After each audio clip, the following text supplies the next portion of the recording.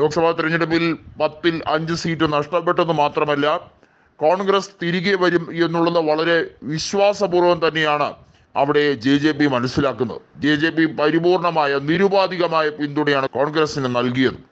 അത് മാത്രമല്ല, ദുഷ്യന്ത് ചൗട്ടാല ഒരു തീരുമാനം കൂടി എടുത്തിരിക്കുന്നു. കോൺഗ്രസിലേക്ക് ലയിക്കുന്ന കാര്യം ആലോചിക്കും എന്നുള്ള രീതിയിലേക്കാണ് JJP അവിടെ തീരുമാനം അറിയിക്കുന്നത്.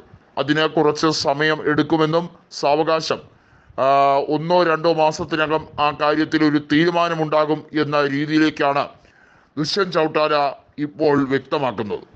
ഇതുവരെയും പ്ലാൻ ഒന്നും തന്നെ പറഞ്ഞിട്ടില്ലെങ്കിൽ പോലും തനിക്കും തൻ്റെ അനുയായികൾക്കും ലഭിക്കാവുന്ന രീതിയിലേക്കുള്ള സീറ്റ് വിഹിതം നൽകാൻ വേണ്ടിയുള്ള തീരുമാനം, അത് JJPയിൽ തീർച്ചയായും ഒരു ചർച്ചയുണ്ടാകും. വളരെ വൈകാതെ തന്നെ കോൺഗ്രസിലേക്ക് ലയിക്കേണ്ട സാഹചര്യം വന്നാൽ അതിനും താൻ മടിക്കില്ല എന്നുള്ള രീതിയിലേക്കാണ് ദുഷ്യന്ത് ചൗട്ടാല പറയുന്നത്. നമുക്കറിയാം, INLDയിൽ നിന്നും പിളർന്നുകൊണ്ടാണ് ദുഷ്യന്ത് ചൗട്ടാലയും അനുകൂലികളും JJP തുടങ്ങിയത്. നിലവിൽ ഹരിയാനയിൽ 10 നിയമസഭാ സീറ്റുകളിൽ അവർ ജയിച്ചിരുന്നു. ദുഷ്യന്ത് ചൗട്ടാല അടക്കമുള്ളവരുടെ വിജയം അതിനകത്ത് പ്രാധാന്യമാണ്. കഴിഞ്ഞ നിയമസഭാ തെരഞ്ഞെടുപ്പിൽ കോൺഗ്രസിനെ BJP എതിർത്തുകൊണ്ടാണ് പ്രത്യേകമായ പാർട്ടി രൂപീകരിച്ച് അവിടെ മത്സരിച്ചത്. നിലവിൽ ദുഷ്യന്ത് ചൗട്ടാല വലിയ രീതിയിലുള്ള ശുഭപ്രതീക്ഷയിലാണ്. BJPയെ തള്ളിയിടാൻ കഴിയും, കോൺഗ്രസിന് സർക്കാർ ഉണ്ടാക്കാൻ അടുത്ത നിയമസഭാ തെരഞ്ഞെടുപ്പിൽ കഴിയുമെന്ന ശുഭാപ്തി വിശ്വാസം പറഞ്ഞിരിക്കുകയാണ്.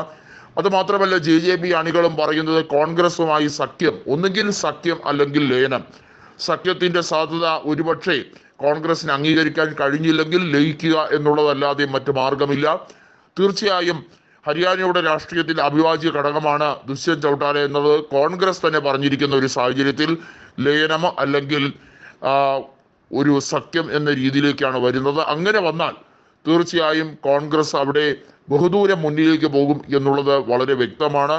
ഒരുപക്ഷെ സഖ്യത്തിലേക്ക് വന്നാൽ തീർച്ചയായും അത് ദുഷ്യന്ത് ചൗട്ടാലയ്ക്കും അനുകൂലികൾക്കും ഉണ്ടാക്കുന്ന ഒരു നേട്ടം എന്ന് പറയുന്നത് ചെറുതല്ലാത്തതായിരിക്കും. അത് BJPയുടെ വലിയ മോഹങ്ങളെ തല്ലിക്കെടുത്തും. പ്രത്യേകിച്ചും ഇപ്പോൾ ഡൽഹിയിലെ കുടിവെള്ള പ്രശ്നം ഉൾപ്പെടെയുള്ള കാര്യങ്ങൾ വരുമ്പോൾ എങ്ങനെ ബുദ്ധിമുട്ടിക്കാം, എങ്ങനെ പരമാവധി ദ്രോഹിക്കാം എന്നുള്ള ഒരു നിലപാടിലാണ് ഹരിയാന സർക്കാർ. അതിന് കാരണമാകുന്നത് ആം ആദ്മി പാർട്ടി ഡൽഹി ഭരിക്കുന്നത് കൊണ്ടാണ്.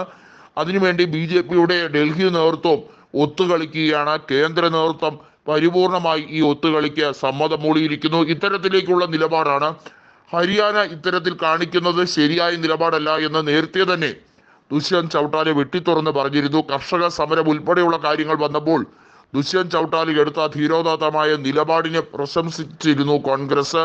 തീർച്ചയായും കോൺഗ്രസുമായി വേദി പങ്കിടുകയും കോൺഗ്രസുമായി സഹകരിക്കുകയും ചെയ്യുന്നത് ഇന്നിന്റെ രാഷ്ട്രീയത്തിന്റെ അവസ്ഥയാണ്. അത് തീർച്ചയായും ജനങ്ങൾ ഇഷ്ടപ്പെടുന്നു, തന്നെ അത് ജനങ്ങൾ അറിയിക്കുന്നുണ്ട്